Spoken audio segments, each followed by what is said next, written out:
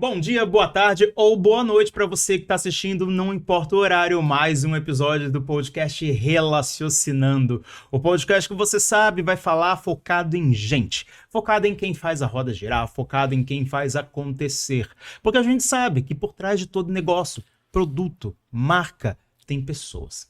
E falar sobre pessoas não é assim tão simples. A gente já está basicamente em 50 episódios e ainda tem muito pano para manga, ainda tem muito a se falar sobre pessoas. O meu nome é Felipe dos Santos, eu sou publicitário, palestrante da área de relacionamento interpessoal, aquela conhecida relações humanas, e apresentador desse podcast Relacionando. Então eu vou te pedir agora uma ajuda. Se você ainda não se inscreveu, clica aqui no botãozinho de se inscrever.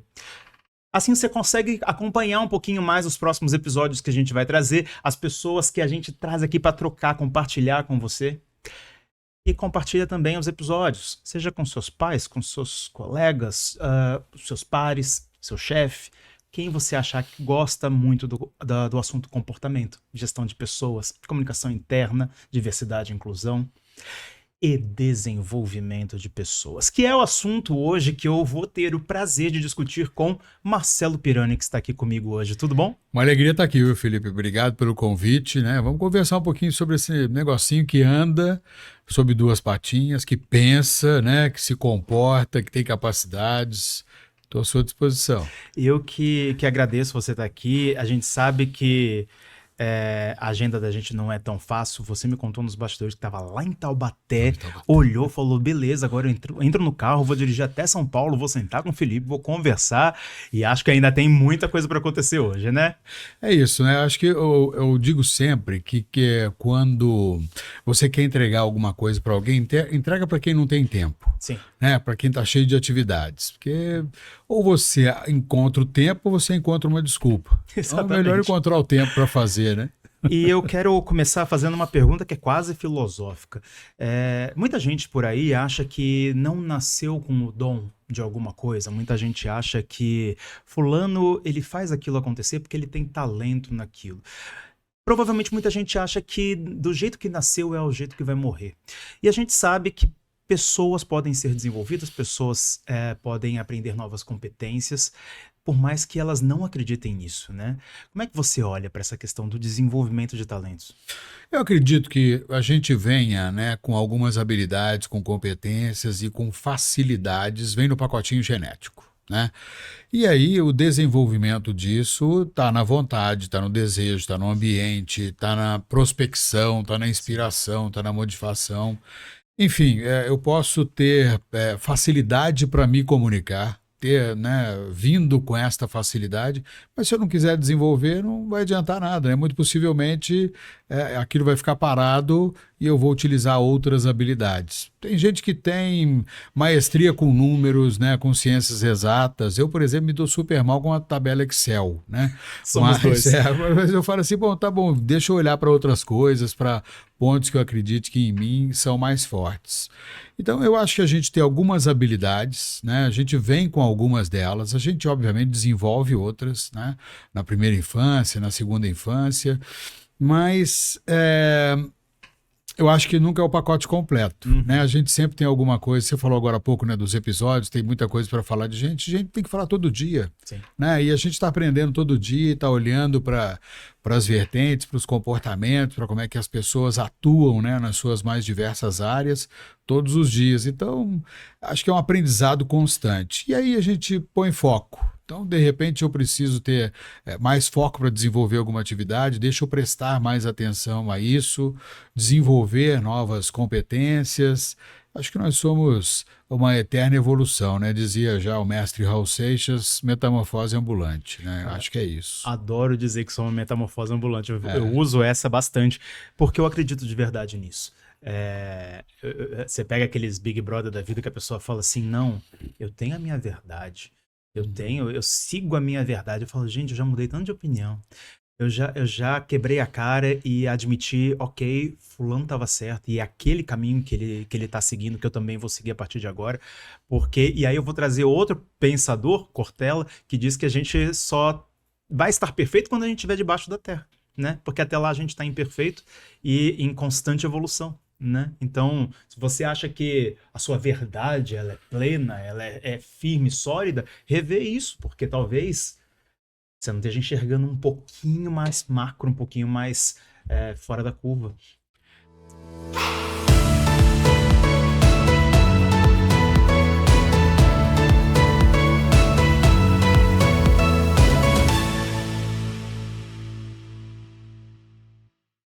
Você me trouxe uma coisa aí que esse pensamento, esse olhar, né, do Cortella, quando ele fala que a gente só vai estar perfeito quando tiver embaixo da terra, né? Mas eu digo que depende de quem está julgando, né? Ah, Porque sim. se eu estou olhando para mim mesmo, acabou, né? E acabou a evolução, acabou novas oportunidades, porque encerrou aquele ciclo, né? Que é a vida, né?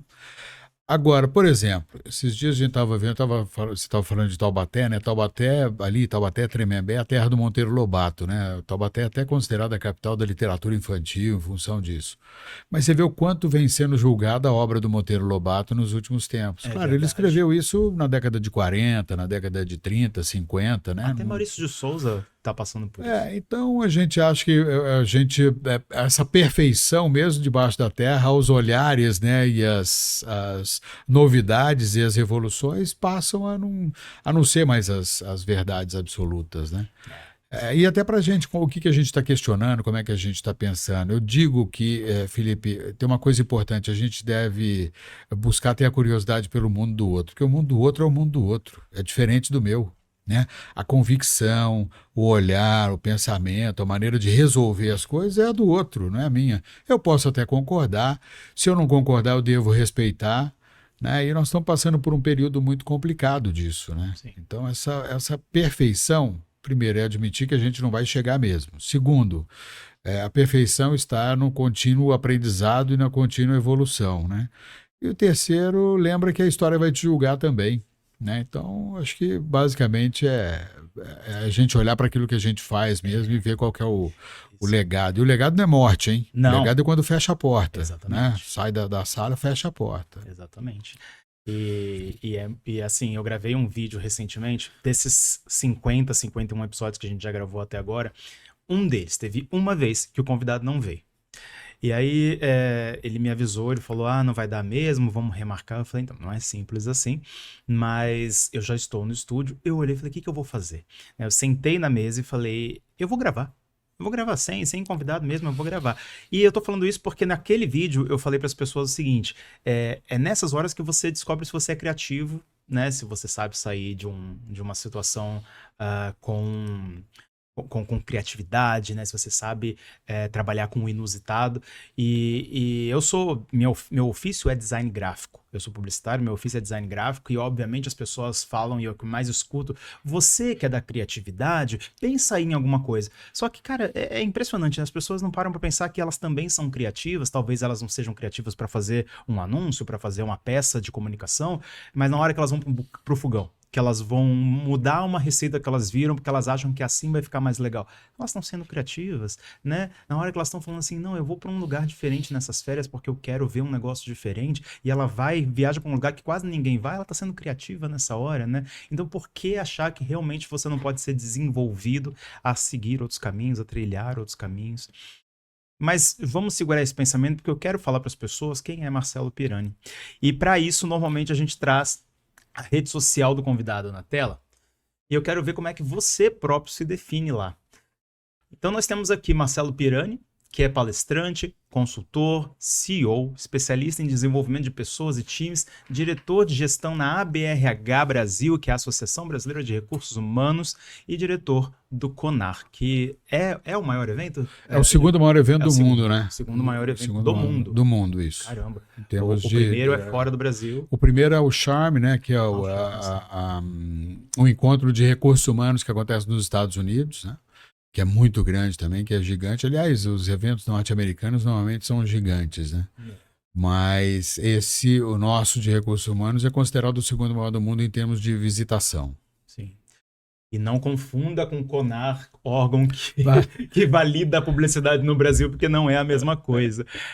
Você colocou palestrante como primeiro termo ali. É o seu ofício? É aquilo que você mais faz e tem mais prazer em fazer? É o que eu mais faço, é. A palestra, principalmente treinamento, né, consultoria, é o que eu mais faço hoje em dia, fazendo desenvolvimento de times, de pessoas, de organizações, né, e aí com outras vertentes também, além de alta performance, eu trabalho outras vertentes, mudanças culturais, né, gestão da mudança, e aí todas as vertentes de liderança. Então você entra desde de comunicação, né, desde comunicação até feedback, passando aí por operacionalização, planejamento estratégico. Então tem uma gama bem grande aí de assuntos, né, que é sempre sob o escopo da liderança.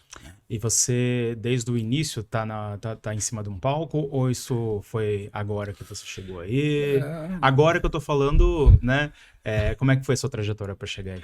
Sabe que agora, quando você vê o cabelo branco, você não foi de agora, né? Foi de um pouquinho mais de tempo. Mas eu sou jornalista de formação. Eu comecei minha carreira trabalhando em rádio.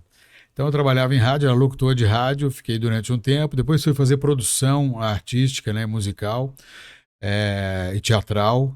Aí fui para uma empresa, uma metalúrgica, aí percorri durante algum tempo, fiz uma pós-graduação em marketing, que eu acho que me trouxe de volta para o planeta, que foi da SPM ITA, que, né, te dá umas pancadas para você falar assim, cara, deixa rádio, eu... Aí foi pro teatro, aí foi pra música, começou a subir. Tá sempre humanas, né? Sempre na área de humanas aí. E depois eu fui secretário de Comunicação, Esportes e Turismo de uma cidade de 200 mil habitantes chamada Pindamonhangaba, né? A gente brinca sempre assim, essa cidade existe, né? Só para fazer as crianças falarem o nome difícil, né? Uma cidade maravilhosa, eu gosto muito, fui secretário e é um cargo que eu me orgulho muito porque eu digo que ali eu aprendi o que é o ser humano. Que até então você está muito focado no que é o resultado, nas coisas que a gente vai fazer, né, nas políticas organizacionais. Quando você tem uma passagem política, eu nunca tive filiação partidária, fui para fazer, né, um trabalho efetivamente técnico a um convite, atendendo a um convite. Mas não dá para você escapar, né, da política de relacionamento. Mas ali eu aprendi, né, a apertar a mão, de que eu aprendi a entrar nos mais diversos ambientes, a conhecer a realidade das pessoas, a conhecer as pessoas, a me interessar verdadeiramente por elas. Que até então você fica, por exemplo, o rádio, né, é maravilhoso você trabalhar, mas ele é frio, né? Você está dentro do estúdio, está fechado, você fala para milhares de pessoas, mas você está ali sozinho, né? Então é muito solitário. E para as pessoas você é uma voz. Uma voz, né? E fica no imaginário, né? E quando você vai, né, para a rua, vamos dizer assim, né? Porque a moeda política é uma outra moeda, que é a moeda do voto, né? Da credibilidade, da confiança, você acaba aprendendo um pouco mais. Então me interessei bastante e comecei a me aprofundar com isso e começamos a fazer treinamentos dentro da própria prefeitura. Comecei a dar aula no Senac, em Campos do Jordão, no Hotel Escola lá em Campos do Jordão, né? E aí fui convidado por uma consultoria para começar a atuar como consultor.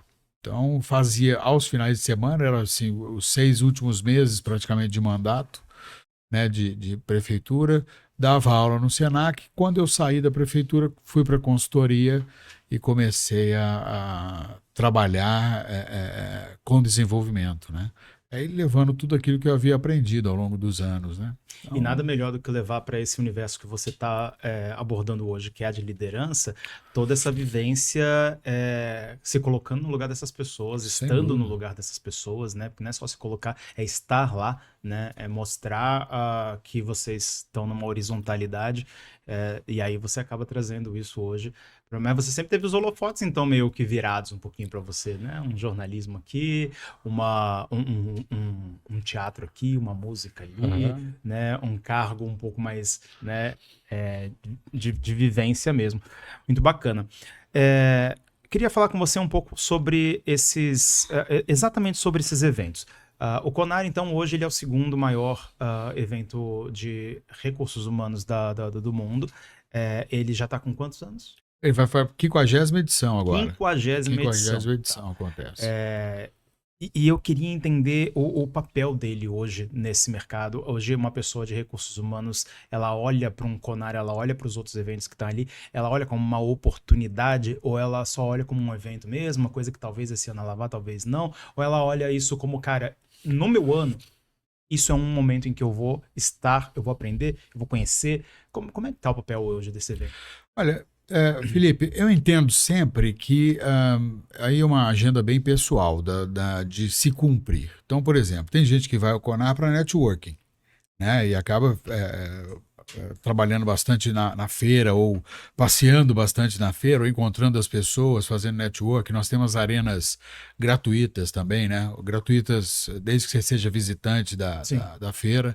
E você tem a programação do congresso. A programação do congresso é uma programação à parte, onde você tem conteúdo. Esse ano a gente está com 36 sessões simultâneas e 5 sessões magnas. Então, as pessoas vão, primeiro, para entender se elas estão alinhadas. Segundo, para compreender o que está se fazendo nas outras empresas, no mercado, no mundo corporativo, da gestão de pessoas de uma forma geral. Para fazer networking, obviamente, para conhecer produtos, serviços, fornecedores, né? E basicamente para se manter atualizado no mercado. A gente entende que o Conar traz em si essa oportunidade. Então, muita gente não deixa de ir em função disso, né? A gente tem um público bastante eclético, né? Bastante diversificado, é, mas que eu acho que está sempre antenado, que está querendo buscar alguma coisa para desenvolvimento, né? Para o seu desenvolvimento. E eu imagino que sai ano e entra ano, ele vai tomando tendências, né? E o foco acaba sendo um diferente do outro. Você mesmo falou no início, a gente está num momento de olhar muito para a liderança. O que o Conar hoje ele está olhando mais? Olha, hoje tem alguns assuntos que não podem estar fora da pauta, né? Então, aprendizagem constante, saúde mental, inteligência artificial, A inteligência liderança artificial. muito forte, né? Liderança muito presente, diversidade e inclusão, perspectivas de aprendizagem, de comunidades de aprendizagem, olhar um pouco para a nossa história, para essa construção e para ver onde é que a gente quer chegar. Eu acho que ainda algumas ferramentas, né, por mais que possam em algum momento as pessoas citarem que estão desgastadas, mas é sempre importante a gente abordar, que é o coaching, o mentoring, né, as ferramentas que o RH pode utilizar. E, obviamente, sem esquecer da parte técnica também, de remuneração e benefícios, né, de planos de saúde, enfim, acho que este universo. Agora, nós temos alguns temas que estão mais pulsantes aí, que estão mais presentes, né? Eu diria que os três hoje, inteligência artificial, liderança e saúde mental. Em Né? saúde mental. Diversidade e inclusão é alguma coisa que já está meio que incorporada na pauta, apesar de ter muito espaço de crescimento ainda, ocupar muito a agenda do RH, mas a gente percebe que já tá mais pulsante dentro da pauta, né, do dia a dia.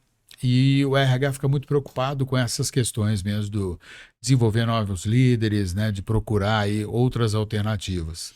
E uma questão que é muito forte, Felipe, que é a intergeracionalidade. Né?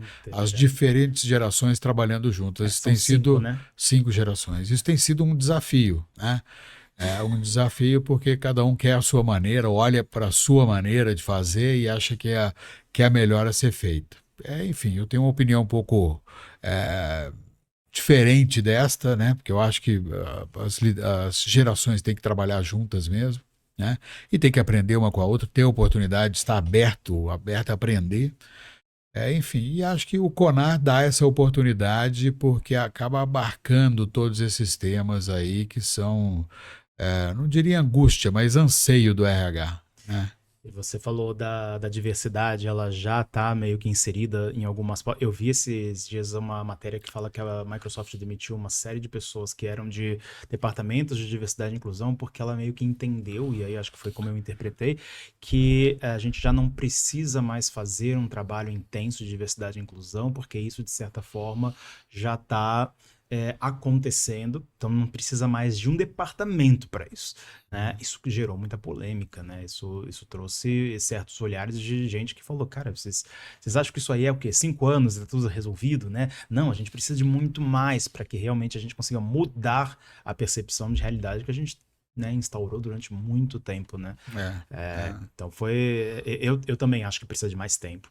Não acho que é rápido assim. Não, e aí a gente tem que analisar, Felipe, cada uma das culturas, como é que é dentro da empresa, né? Como é que são as particularidades, porque ao meu olhar externo, muitas vezes, deixa eu olhar o que está acontecendo lá dentro da Microsoft. Eu não sei, não estou lá no dia a dia, não vivencio. Talvez para eles faça todo sentido. Assim como a gente fala em semana de 4 dias, né? Assim como a gente fala em home office, quer dizer, uma empresa que trabalha, por exemplo, fazendo mesas, né, artesanais, ela não tem oportunidade de home office, a não ser alguém do departamento administrativo. Mas quem está lá criando, cuidando, fazendo com que aconteça, não dá home office. Então é uma realidade. Quando a Microsoft faz isso, a gente precisa talvez olhar um pouquinho mais com maior profundidade para compreender a cultura da empresa e como é que ela está lidando. Assim como eu acho que algumas questões são muito culturais nossas, né? A gente lida ainda muito, num estágio muito inicial do racismo, por exemplo. Sim. Eu sei que talvez um outro país europeu, um outro país, né, tem um outro desenvolvimento, uma outra empresa tem um desenvolvimento maior, mas é uma coisa que a gente tem que colocar uma luz e tem que cuidar disso o tempo inteiro, sim, né? Tem que estar atento a isso o tempo inteiro, porque esses dias eu falei isso e me lembrei lá do Vinícius Júnior lá na Espanha, Sim. país de primeiro mundo, né, considerado evoluído e tal, e que a gente viu aquelas demonstrações racistas, né, que chocaram, pesadas e que chocaram o mundo, né? O mundo esportivo, principalmente, que abarca essa coisa de diversidade e inclusão. Né? Então, acho que é uma coisa para a gente analisar um pouquinho mais friamente. Onde é que eu vou colocar o meu esforço? Né? Eu conheço empresas hoje que até eu atendo, né, algumas companhias que falam, Marcelo, eu preciso de uma referência de diversidade e inclusão que eu preciso trazer para cá para fazer isso algo mais presente. Outras empresas falam, Marcelo, a gente já tem algumas, precisava de alguém para me auxiliar em alguns pontos ou pontualmente. Então, é uma análise talvez mais pontual para cada uma das empresas e culturas, né? Para a gente realmente acabar trocando esse assunto dos eventos para o assunto da liderança, vamos fazer um jabazinho aqui, uma pergunta bem provocativa. Pega mal o líder que não vai para o Conar? Não, acho que é uma questão de escolha. Eu gostaria muito de ter muitas pessoas. A gente, infelizmente, tem um espaço limitado, né? Eu quero conhecer, quanto mais pessoas eu puder conhecer no Conar e receber no Conar, melhor, porque eu acho que a gente é um pouco assim, a gente trabalha com RH, o que está ligado à área de RH, a gente quer dar o carinho, a gente quer dar a recepção, a gente quer abraçar todo mundo, né? E quer poder levar. Às vezes algumas coisas saem um pouco daquilo como nós gostaríamos, não acontece como nós gostaríamos, mas eu gostaria de ter todo mundo lá no Conar. A gente está esperando esse ano, né, 2024, 38 mil pessoas. 38 mil pessoas. Então, bastante gente, né? Nos 3 dias de evento. Mas não pega mal, não. Acho que aí é uma escolha das pessoas e, obviamente, que é uma grande oportunidade de desenvolvimento, assim como a gente tem outros vários eventos aí que também dão essa luz, né? E dão essa oportunidade também. Eu tô com uma dor no coração gigante que eu não vou poder participar, porque é quando nasce meu filho. E aí, mas você tá justificado e bem. Acho que é uma boa justificativa, né? Mas no ano que vem nos vemos lá. Mas a BRH hoje está fazendo mais ou menos quantos eventos por ano? Então, que é bastante coisa. Nós nos dividimos na BRH. Eu queria só esclarecer uma coisa que é importante. O trabalho que a gente desenvolve na BRH é um trabalho voluntário. Legal. Então, okay. Todas as pessoas que atuam em ABRHs, né, seja ela na ABRH Brasil, da qual eu faço parte. Ou as regionais. Né? Isso, aí nós temos as seccionais em 21 estados, né? E em alguns estados a gente tem mais de uma, por exemplo, no estado de São Paulo a gente tem 9 regionais, okay. né? Santa Catarina a gente tem 3 unidades, 3 ABRHs, enfim. Então você começa também a distribuir isso ao longo do Brasil. E tem bons eventos, né, ao redor do Brasil. né? bastante Então você coisa. tem eventos muito representativos, você tem eventos que estão iniciando, mas com grande sucesso. Mato Grosso acabou de realizar agora um evento com grande sucesso, um dia de evento muito bom. Você pega, né, Pernambuco, Paraíba, Alagoas, né? Se eu for falar aqui, Né? talvez eu seja injusto, mas você pega Bahia fazendo um grande evento, né? Amazonas, então tá todo mundo se movimentando para fazer bons eventos. O Pará também, E então você não forçando as pessoas a irem longe para poder ter acesso a esse tipo de conhecimento, de troca, né? Que antigamente você tinha essa coisa toda descentralizada, né? é. Ou você ia para São Paulo, ou você ia para o Rio de Janeiro, e agora você. Aliás, Pernambuco tem figurado como um estado que virou um polo para poder abraçar as pessoas do Norte e Nordeste, né? Aham. Que não precisam mais ficar vindo até o Sudeste, o Sul, para conseguir ter acesso a uma cultura, justamente a um conhecimento, né? Então isso tem sido muito legal mesmo. Você pega estados menores, né, que tem até uma quantidade menor de profissionais de RH, mas fazendo bonito, né, Sim, bacana, eventos muito legais. O Ceará, por exemplo, né, desse que eu falei, a média de público talvez gire em torno de 900 mil pessoas. ah lá, Né, bastante. 900 a 1.000 pessoas, não 900 mil, Sim, né? sim, 900 900 a a 1.000 1000. pessoas participando dos eventos. Então, o que é muito legal, né? Que impulsiona, que traz para cima e vê a ânsia, né? A ansiedade das pessoas também por conhecimento, né? Porque eu costumo brincar, Felipe, que é assim, há um tempo atrás, você ia em qualquer feira que você ia, vamos colocar 15, 20 anos atrás, era gente bonita no estande. Né? Ah, Gente sim, é bonita nos verdade. estandes. Então, mulheres bonitas, homens bonitos, né? O estande super decorado e tal. O que se manteve disso? Os estandes decorados, pessoas bonitas e com muito conteúdo. Então, a gente percebe o nível de preparação das pessoas. Não é só a beleza, né? A Sim. beleza acrescida do conteúdo. Então, hoje você para num stand, por menor que ele seja, por exemplo, num evento como o Conar, as pessoas dentro do stand estão altamente capacitadas, treinadas, com preocupação efetiva de levar conteúdo e fazer negócios, E fazer obviamente. Ali é negócios, uma sim. feira de negócios, né? Mas sempre precedido pelo conteúdo. Você vê que o interesse das pessoas, com raras exceções, é conteúdo. As raras Muito bem. exceções ficam para quem quer buscar brinde, né? Até a Tá galera ficando, que vai. tá, Eu vou lá só para buscar brinde, sair com a sacolinha. é, É muito é que tá bom. ficando um pouco caro só para pegar brinde, né? Não Pois é. dá, né? Começa a ficar um custo-benefício que você falou, não vale a pena, né? A gente tem um momento aqui no podcast que eu chamo de um momento onboarding, ou o momento do crachá da firma. Eu tiro uma foto sua segurando a nossa plaquinha, sai uma fotinha aqui em tempo real e você ganha o seu crachá enquanto a gente conversa. Muito legal. Vamos fazer? Vamos fazer. Vou pedir para você segurar a plaquinha, por favor. Eu vou tirar essa foto. Ver aqui. Isso. Vamos lá. E aí, enquanto a gente fala, a fotinho vai sendo impressa aqui. Muito bem. Deixa eu colocar de volta. Tá bom.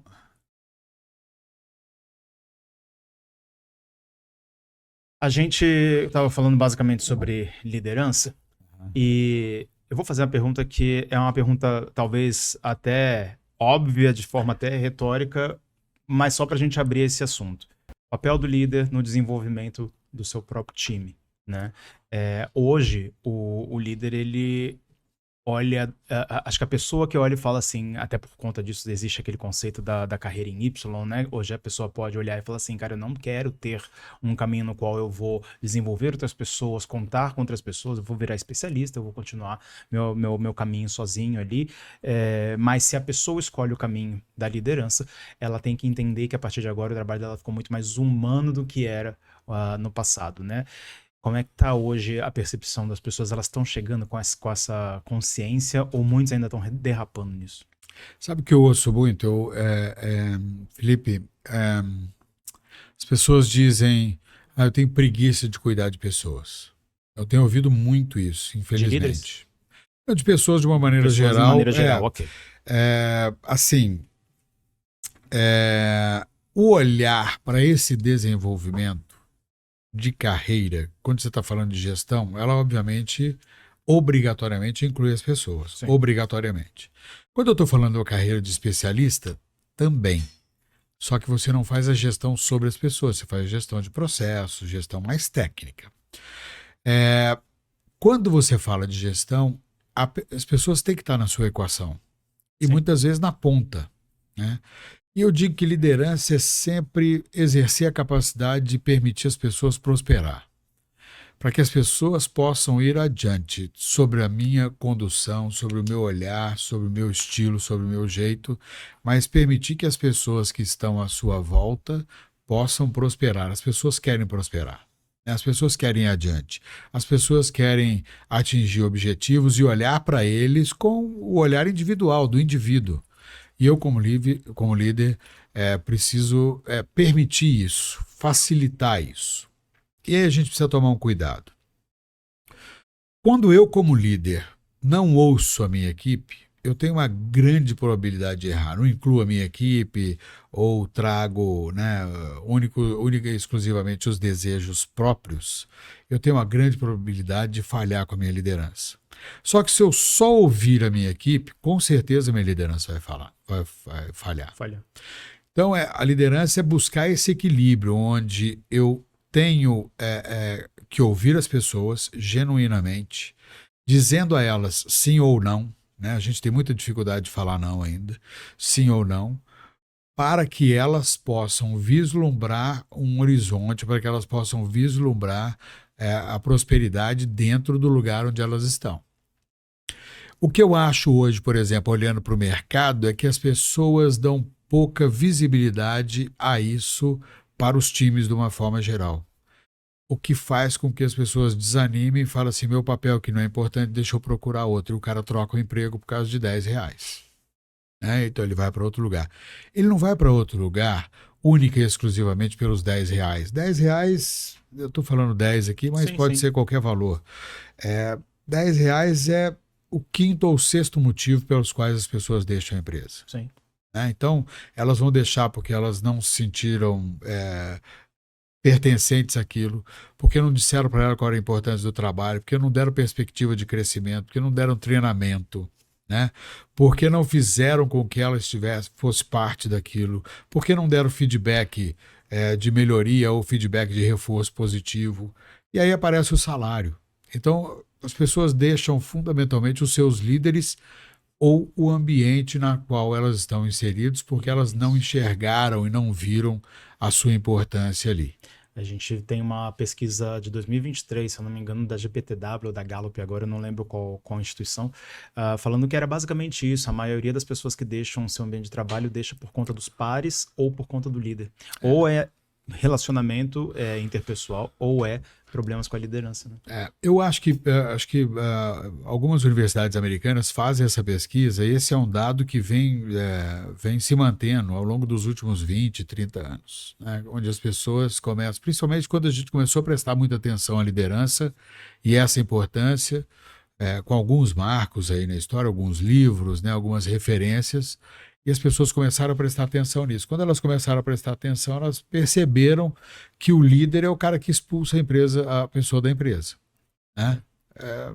Se ele não age de maneira justa, se ele não age de maneira equilibrada, se ele, né, fala assim, eu fiz e tivemos sucesso, você errou. Né? Então, erramos, né? Fizemos, né? E, obviamente, que o líder vai ter lá o mérito dele, assim como os integrantes da equipe, cada um o seu. Mas acho que a gente olha pouco para isso. E é claro que é trabalho do líder cuidar dessas pessoas, mas também é trabalho da empresa cuidar desses líderes, né? Para que ele não olhe e fale, cara, sou só eu fazendo um trabalho aqui, mas por mim ninguém está fazendo. Senão, realmente vai refletir no trabalho que ele está fazendo para a equipe, né? E essas empresas, elas estão se preocupando em cuidar desses líderes? Muito. Eu acho que as empresas têm feito um papel assim, muito, muito importante, até em alguns casos, até cobrindo a nossa educação básica. Olha. Assumindo o papel da educação básica, né? Você pega empresas que lidam muito no ramo agroindustrial, por exemplo, no ramo de mineração, né? Iniciativas maravilhosas de comunidade, de auxiliar, né? De levar isso até as escolas, né? Locais. Então, acho que tem uma preocupação muito grande. Além disso, essa preocupação de estar fazendo o desenvolvimento dentro dentro da própria empresa. Muitas empresas abrindo, por exemplo, universidades corporativas, Sim. escolas corporativas ou um programa de liderança onde ela diga, olha, meu líder, você precisa estar atuante e eu quero te ajudar nisso. E aí não importa muito o tamanho da empresa, né? A gente vê iniciativas como essa para empresas muito pequenas e, obviamente, empresas gigantes, onde o alinhamento precisa ser muito maior, né? Até movimentar a empresa é muito mais complicado, difícil, demorado, né?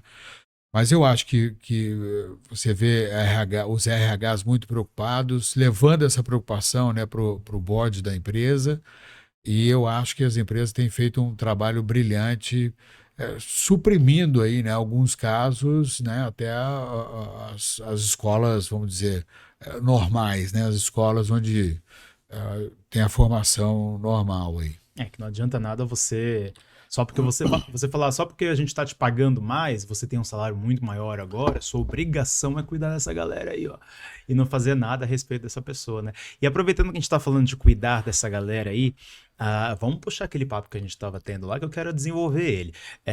Aí chega a pessoa num cargo de liderança e ela descobre que justo na vez dela tem 5 gerações trabalhando juntas neste exato momento. E ela olha e fala, por que na minha vez?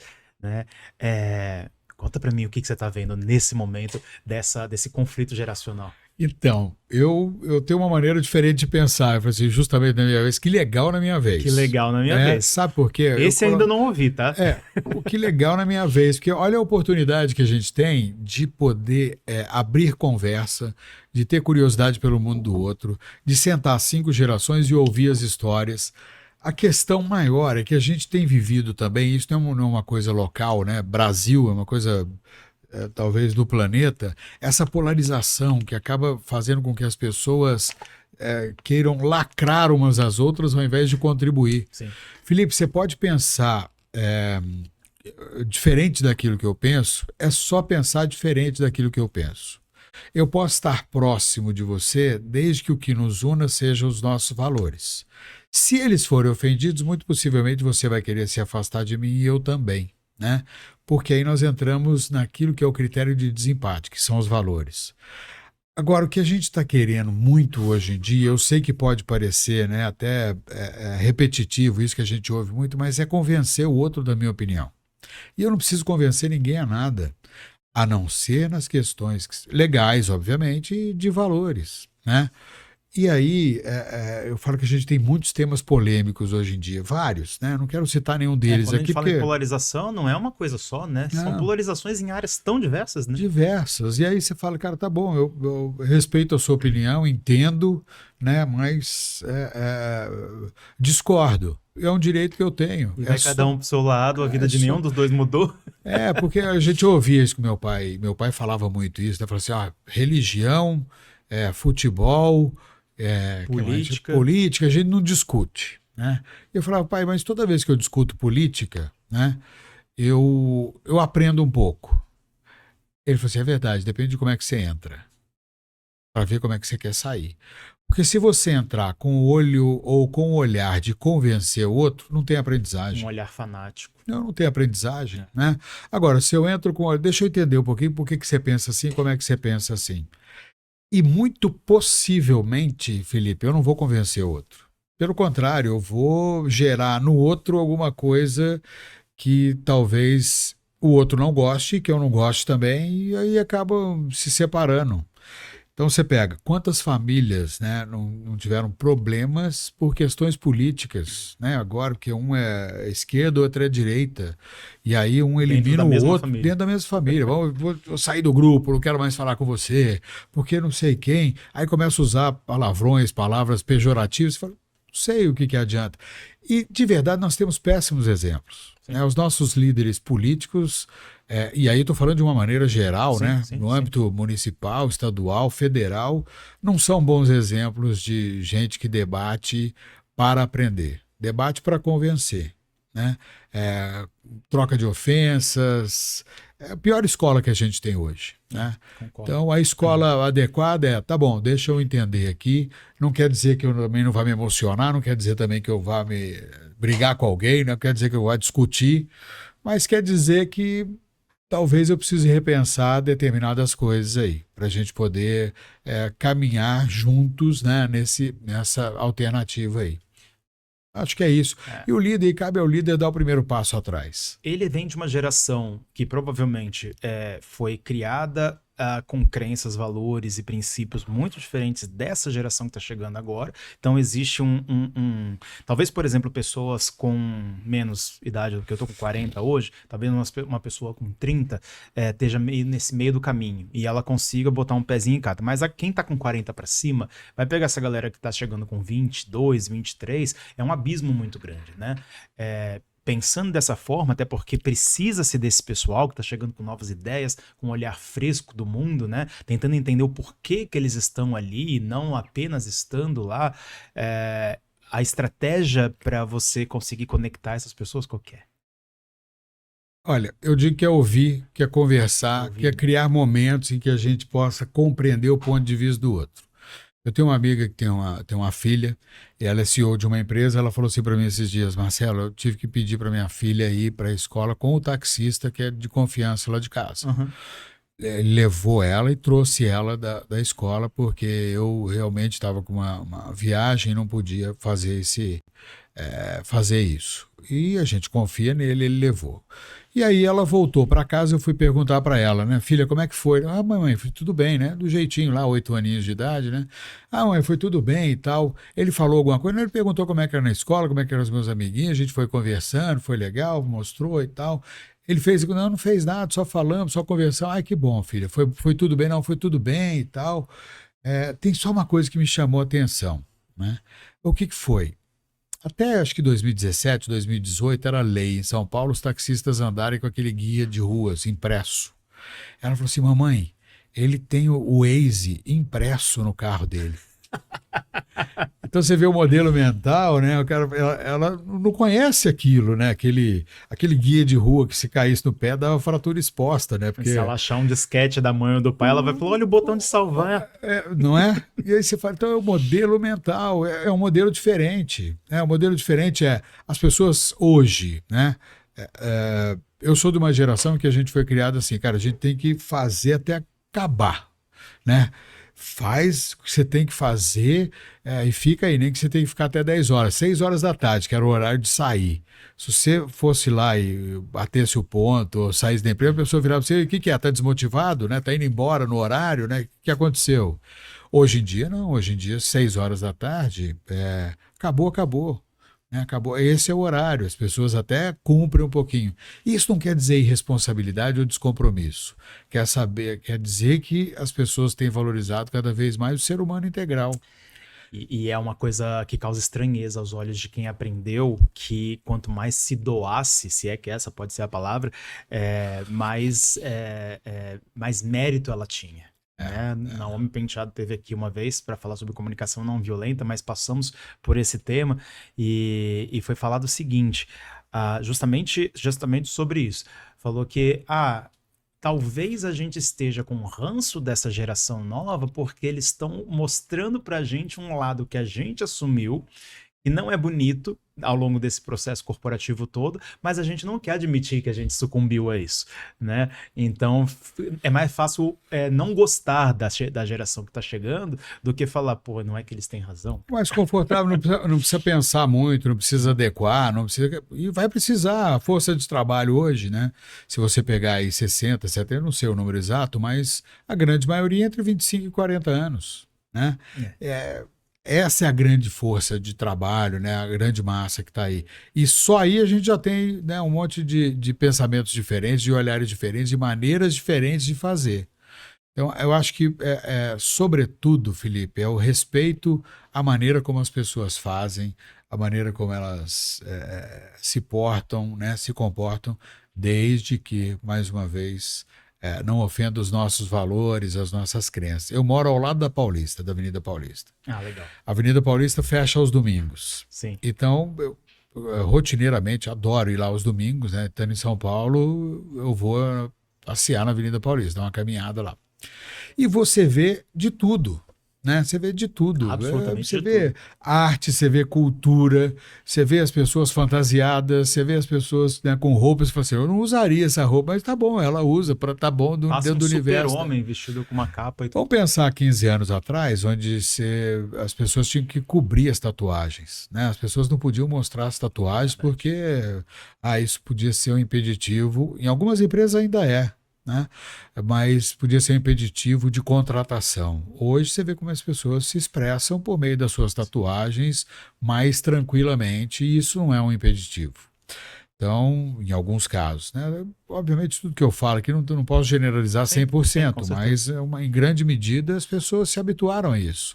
E nada mais é do que a expressão de alguém que fala, cara, eu quero me expressar por meio das minhas tatuagens, da minha roupa, da maneira. Se eu não estiver ofendendo, né, em termos de valores, né, em termos de crenças, em termos de missão, visão, valor da minha companhia, tá tudo bem. Tá tudo bem. Você me lembrou um caso que na época de faculdade era 2001. 2001, a gente fazendo o nosso segundo ano de faculdade, um amigo meu, que a gente sempre conhecia ele por um cabelo comprido, tatuagens, algumas pulseiras com alguns espinhos e tudo mais, então um jeitinho mais punk rock. Um dia ele chegou na faculdade, cabelo curto, uma camisa social, sem as pulseiras dele. O mundo olhou e falou, gente, o que aconteceu com você? Comecei a trabalhar. Meu primeiro emprego e tudo mais, etc. A gente olhou e falou, gente, cara, esse não é você, né? E não leva a sua melhor versão, É. né? Não leva a sua melhor versão para o trabalho. Bom, é preferível que a gente possa ver nas habilidades, nas capacidades, naquilo que a pessoa vai fazer, suas competências, né? Muito mais do que, às vezes, nas suas aparências, né? O problema é que a gente julga pela aparência, julga pela maneira de se vestir, por uma série de coisas. Enfim, acho que aqui é muito mais uma preocupação de que a gente possa verdadeiramente entender que o outro é diferente, que nós somos seres humanos únicos. Sim. E a gente precisa, obviamente, traçar uma linha e falar assim, cara, esta linha aqui é a linha que vai nos regular nesta convivência. É no prédio onde a gente vive, né? na escola dos filhos, na empresa, é no clube, é no restaurante. É o código de conduta mesmo, né? De bom senso, para que isso possa prevalecer. Nós vamos continuar lidando com isso. Essa coisa das gerações, nós vamos continuar. Vamos ter modos diferentes de pensar. A pergunta deve ser como é que a gente faz para conviver melhor com isso? Eu ouvi uma frase esses dias... Mais aqui, menos aqui. Talvez, né? E eu ouvi uma pessoa dizendo esses dias para mim, falou assim, Marcelo, mas o futuro não é mais como antigamente. E como ele é muito meu amigo, eu falei assim, mas você chegou a essa conclusão sozinho, né? Porque claro que não, né? O futuro, a gente lia peças de ficção científica, né? Lia o livro lá, 1984, do George Orwell, como sendo, né, a coisa ultra revolucionária, onde a gente aprendeu muito. E a gente vê até a própria criação de postos de trabalho, né, diferentes. Né? Os japoneses fazem essa pesquisa rotineiramente e eles dizem que até 2026, 25% dos postos de trabalho que existem hoje vão estar completamente abolidos com criação de novos. Sim. Então, são 2 anos. Né? Essa pesquisa era feita, isso acontecia a cada 10 anos, hoje acontece a cada 2. Mas tudo está sendo colocado a escanteio e chegando novas coisas com uma velocidade já muito mais rápida do que antigamente. Eu estava conversando com um amigo esses dias sobre o Blu-ray. O Blu-ray, quando chegou, ele era uma mídia extremamente inovadora e não durou quase nada. Durou quase nada. Porque aí, logo em seguida, vem a nuvem e a nuvem tira completamente o papel inovador do Blu-ray, né? Com a mesma qualidade. É muito louco isso, né? Eu, conversando com você, esqueci de te dar o seu crachá e a gente já passou um tempão de conversa. Fique à vontade, é seu, você pode levar para casa. Bem-vindo à turma do Relacionando de forma oficial. Pronto. Agora. Eu quero aproveitar e pegar a passagem de um outro podcast que eu vi que você, inclusive, subiu um corte no LinkedIn, que falava uma coisa que eu achei fenomenal e que acho que vale a pena repetir aqui. Essa cultura de trabalhar pelo gerenciamento do turnover, né? Trabalhar pela retenção, quanto mais tempo as pessoas ficarem lá, então parece que é uma métrica de sucesso, né? A gente está conseguindo trabalhar bem a nossa diversidade de talentos e tudo mais, numa era onde as pessoas talvez não queiram mais estar retidas, né? Traz de novo esse assunto para. Trago. Olha, eu acredito o seguinte, né? Que o RH, ele é um departamento, uma área que vem trabalhando arduamente, né? Que vem trabalhando incansavelmente para cada vez mais colocar as pessoas na equação estrategicamente. Eu me lembro que um tempo, fazendo aqui uma figura, né, de linguagem aqui, talvez, para a gente poder visualizar isso, um tempo atrás o RH era o cara que ficava do lado de fora da reunião, é, falava algumas coisas para as pessoas, mas ele não era convidado a sentar à mesa. Sim. Depois de algum tempo, ele era o cara que orbitava a mesa. Então ele ficava em volta, as pessoas chamavam, ele só falava, ele continuava girando em torno da mesa. E agora, de um tempo para cá, o RH foi chamado para sentar à mesa, porque as pessoas perceberam que os resultados não vêm da máquina, o resultado vem de quem opera a máquina, né? A máquina, você vai ao banco, pega um financiamento, você compra, e aí? Quem é que vai fazer acontecer, né? Então, e o RH vem trabalhando arduamente no seguinte sentido: já estamos com a equipe, está montadinha, vamos reter. Ninguém quer ser retido, né? Ninguém. As pessoas querem ir adiante, as pessoas querem prosperar, as pessoas querem saber como é que neste ambiente onde eu estou, eu vou ter oportunidade de poder dar novos passos, de enxergar novos horizontes, de vislumbrar alguma coisa melhor para a minha vida. Então a estabilidade está dando lugar para prosperidade. Prosperidade. E a outra coisa é o seguinte, né, que é muito importante. Você vê muita gente ganhando salários muito bons, o cara fala assim, estou absolutamente infeliz. E aí, na hora que ele arruma um salário muito bom, ele vai trocar pelo salário muito bom em um outro lugar. Porque a infelicidade dele não vem única e exclusivamente do salário. A gente já falou isso aqui. Então, eu digo cada vez mais é o seguinte, você movimentar as pessoas para que elas cuidem do ambiente. Do ambiente. O que nós estamos fazendo para que esse ambiente seja um bom ambiente de trabalho? Então, encontrar momentos para a gente compartilhar boas práticas, dar feedbacks mais regularmente, trabalhar. Essa questão do feedback, você não imagina o tabu. Acho que quando eu nasci, alguém falou assim, vou te dar um feedback quando eu nasci. E a coisa continua. E você vê que é uma grande ânsia dos RHs ter um programa de feedback ou um feedback sistematizado. Não só as avaliações de desempenho que acontecem 6 meses, 1 ano, né? Aliás, eu acho que a gente tem que trabalhar arduamente para ir suprimindo a avaliação de desempenho em grandes períodos e fazê-la mais regularmente, né? Até porque os ciclos têm sido mais curtos. Mas e ainda não sei, Felipe, se isso é uma coisa mesmo da geração, né? De quem estava, né? A gente precisa ficar mais longamente. O que eu acho importante é a gente olhar a consistência.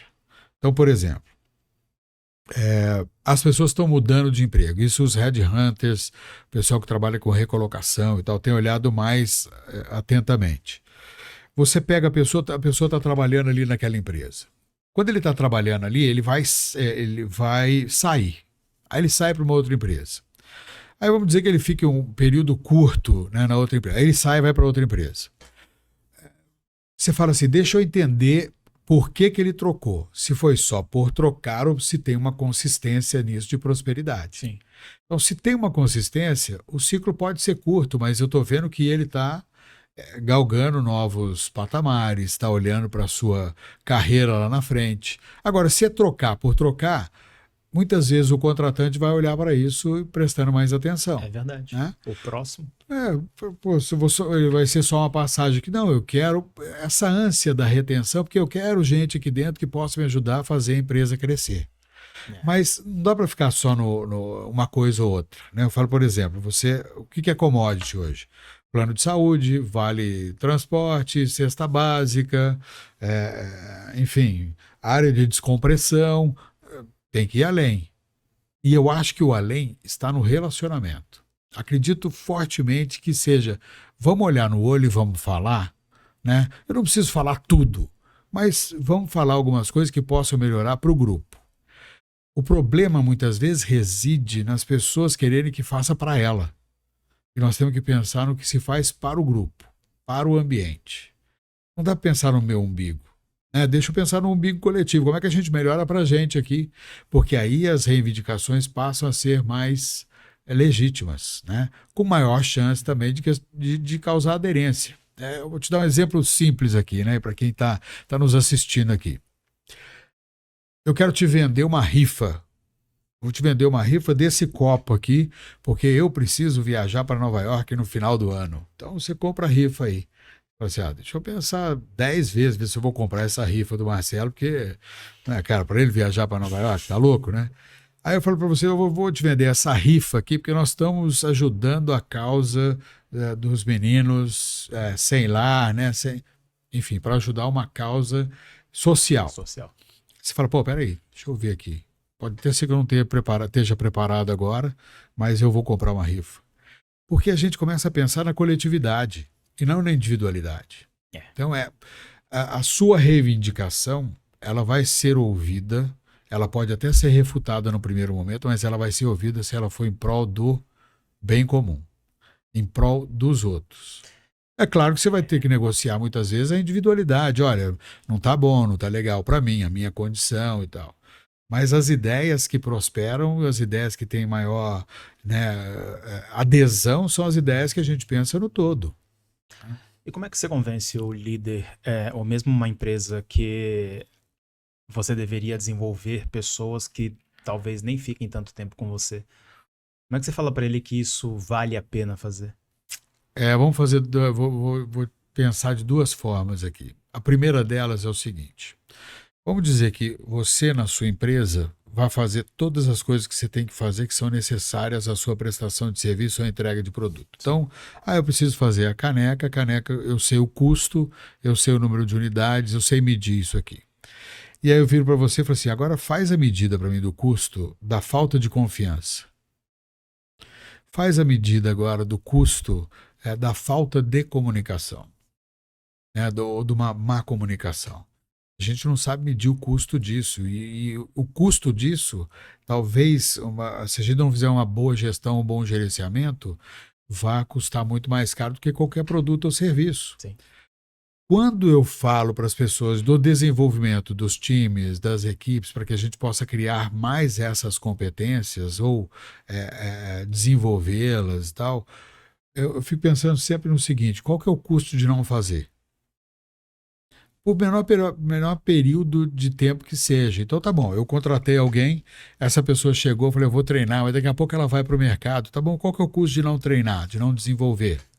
Você vai manter uma pessoa ali que muito possivelmente é o piloto do seu Boeing, né, na hora que vai tocar o negócio. Esses dias eu estava com uma empresa, uma concessionária de automóveis, e ele pediu para mim, falou assim, Marcelo, acho que a gente precisa melhorar um pouco o nosso atendimento. A nossa recepção. Bom, tá bom, vamos pensar nisso. E aí, o que nós fizemos? Fizemos gravações dos telefonemas. E a gente viu um atendimento, né? Uma pessoa atendendo o telefone quando alguém precisava de um serviço, ligando para lá. E aí eu mostrei essa gravação para ele, obviamente que não saiu daquele contexto, em nome da confidencialidade, ficou ali mais para que a gente pudesse aprender com o que estava acontecendo. E o gerente dele virou e falou assim, isso aí não vale. Eu falei, por quê? Ele falou assim, não vale porque essa pessoa acabou de entrar. Bom, ela acabou de entrar, você já deu uma responsabilidade para ela, que é recepcionar quem está ligando, tendo dúvida aqui, sem treinar. É quase que se você dissesse que esses clientes que ela atender também não valem. Exato. E aí você pega a pessoa que atendeu o telefone e fala assim, mas você colocou esta pessoa para pilotar o seu Boeing. Aí ele parou para pensar e falou assim, é verdade. Então nós temos que treinar. E às vezes, algumas empresas, dependendo do tamanho, do recurso, a minha recomendação é deixa a pessoa 1 mês aqui, 2 meses, sem fazer atividade fim para que ela foi contratada. Uhum. Deixa ela aqui treinando, conhecendo, olhando, né? Vendo se é um ambiente que ela gosta. Né? Você tem a Zappos, né? A Zappos é uma empresa americana de venda de sapatos online, né? E algum tempo atrás ela fazia justamente isso, ela deixava a pessoa lá, e ao final do 3º mês ela falava assim, você quer receber, né, a sua indenização, o que quer que seja, você quer continuar trabalhando aqui? Eu vou te pagar os 3 meses, vou te pagar todos os seus direitos, ou você quer continuar trabalhando e a gente continua te pagando mensalmente. Mas para ver se a pessoa gostava e se quem estava à volta também se habituava com aquela pessoa. E aí vem a pergunta, qual é o custo de deixar essa pessoa que talvez não esteja feliz fazendo isso, Fazendo isso. né? Né? E aí vou pegar exemplos clássicos aí. Atendimento de restaurante, atendimento de serviço, né? Sim. Atendimentos de restaurante, atendimentos de hotelaria, né? Atendimentos até de hospitais. E hoje, quando você. Eu sou um cara que lê demais comentários de postagens, avaliações, eu leio muito, e até por conta desse nicho que eu tô. E aí eu olho falando, cara, eu acho que talvez uma das maiores reclamações que eu vejo em tudo quanto é canto é atendimento. Atendimento. Nossa, eu tive uma péssima experiência lá, não sei o que, a gente foi muito maltratado. Falando, caramba, né? Uma pessoa, que talvez tenha sido uma exceção, mas ela, o comentário dela tá lá. E ela faz questão de lá colocar que ela foi mal atendida. Isso é suficiente para já, tipo, dar uma impressão não, o Uber, né? Se você dá 2 estrelas para um Uber, toda aquela reputação que ele está construindo já cai, né? O simbolismo é quase o mesmo, né?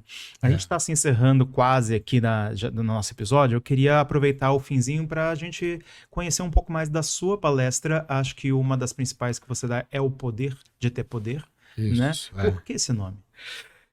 Porque eu acho que o poder está na mão das pessoas para fazer muitas coisas e muitas alternativas, né? Então, o poder da liderança, o que eu faço com o poder da liderança? O poder do relacionamento, o poder de se enxergar, o poder de se comunicar.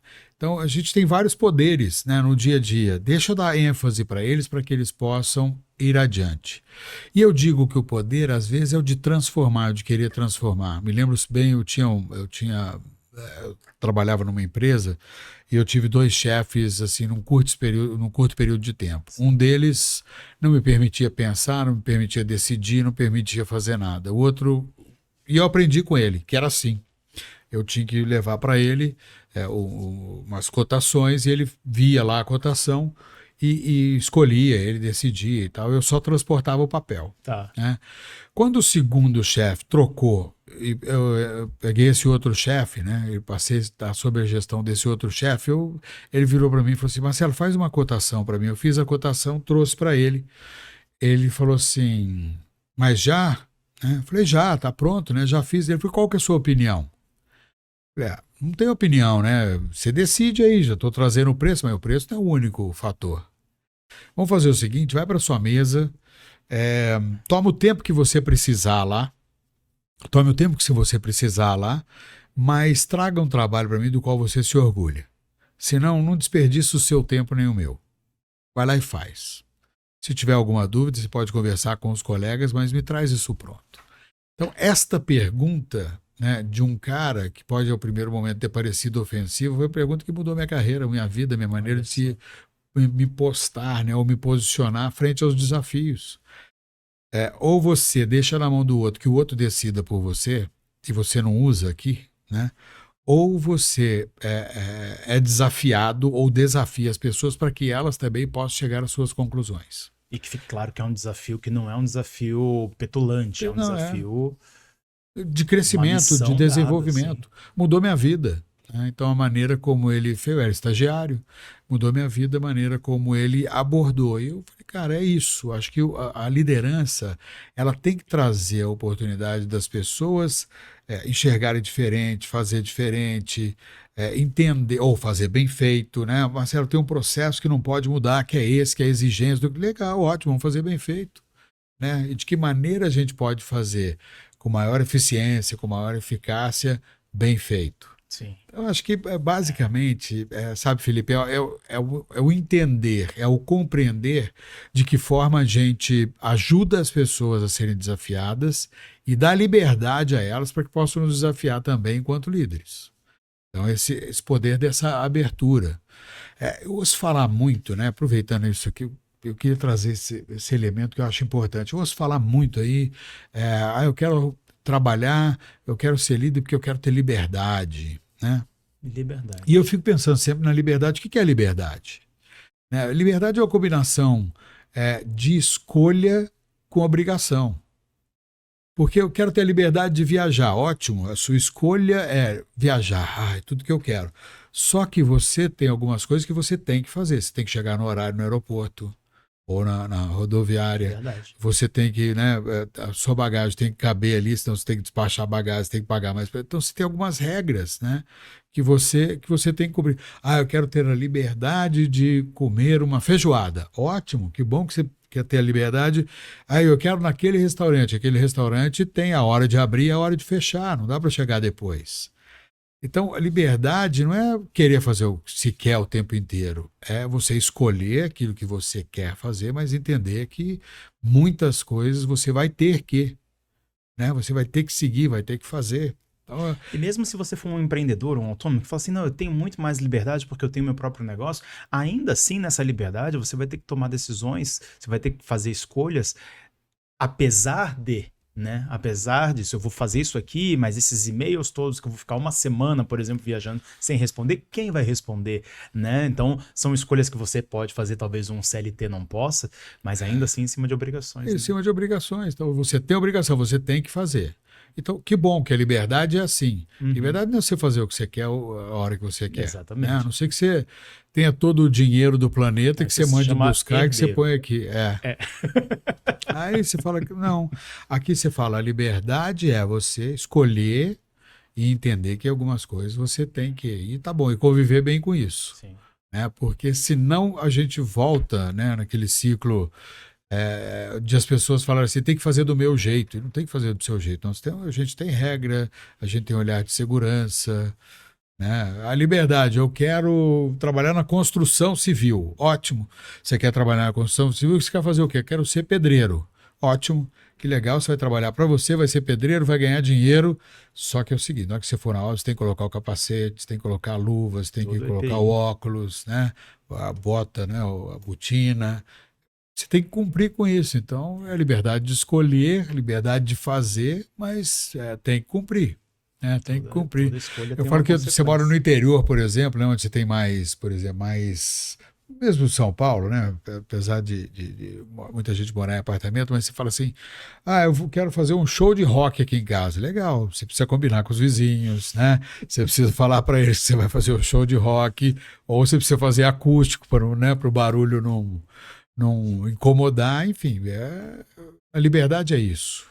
É escolher e entender que alguma coisa você vai ter que fazer. E não tem nada a ver com o que a gente tá falando. Você me lembrou agora de um dia que a gente foi numa vizinhançazinha, a pessoa ia fazer uma festa de aniversário, ela pegou e colocou uma cartinha na porta de cada vizinho com um sonho de valsa falando que ia fazer a festa, tal, não sei o quê, e que a pessoa tava convidada e etc. Não só a pessoa de uma porta pegou a coisa, tocou o dane-se pra isso e chamou a polícia, porque tava muito alto o barulho. Ou seja, mesmo planejando, às vezes você pode ter que lidar com consequências toda a escolha. O que faltou talvez seja ela bater na porta, oferecer um café e conversar, olho no olho e falar. Olha, e ainda falta muito olho no olho nesse mundo, né? O mundo online. É isso. Seguinte, Marcelo, essa é a sua câmera. Você fica à vontade para poder dar um recado final, para você promover as suas redes, onde as pessoas conseguem te encontrar para falar com você, promover sua palestra. Fica à vontade. Obrigado, Felipe. Olha, me encontra no Instagram, Marcelo Pirani, no LinkedIn, Marcelo Pirani. Né? Trabalho basicamente com desenvolvimento de liderança, né? Com a liderança de todos os níveis. E o convite que eu faço é as pessoas despertarem cada vez mais e descobrirem cada vez mais o líder interior. Né? Porque a liderança do todo começa com a autoliderança, com aquilo que eu me vejo, com os pontos, né, que eu entendo que são fortes, que são importantes, com os pontos muitas vezes que não são tão fortes e que merecem a nossa vigilância, né, o nosso cuidado e, sobretudo, estar aberto a aprender. Tem um futurista americano chamado Alvin Toffler, que ele diz sempre o seguinte, que o profissional do futuro, e ele falou isso faz muito tempo, né, e continua muito atual, o profissional do futuro é aquele que tem a capacidade de aprender, desaprender e aprender novamente. E acho que esse desafio está cada vez mais presente, né, nas nossas empresas. Né? E eu busco estimular isso todos os dias nas mais diversas atividades que eu realizo. Né? Inclusive estando aqui com vocês, que foi um prazer. Estou à disposição verdadeiramente, né? E desejo muito sucesso aí. Muito bom. E falando em o futuro, o tempo que fica cada vez mais atual. Talvez a gente esteja falando tarde demais sobre um olhar mais humano para o mundo onde a gente vive. E uma passagem da nossa conversa aqui que ficou muito marcante, se você assistiu esse episódio inteiro, seja mais curioso em relação a tudo que você faz na sua vida, desde a sua carreira profissional até a sua vida pessoal. A palavra de ordem deveria ser por quê. A gente foi ensinado, de certa forma, a quanto menos porquê a gente fizer, mais em paz a gente vai ficar. Mas deveria ser o contrário.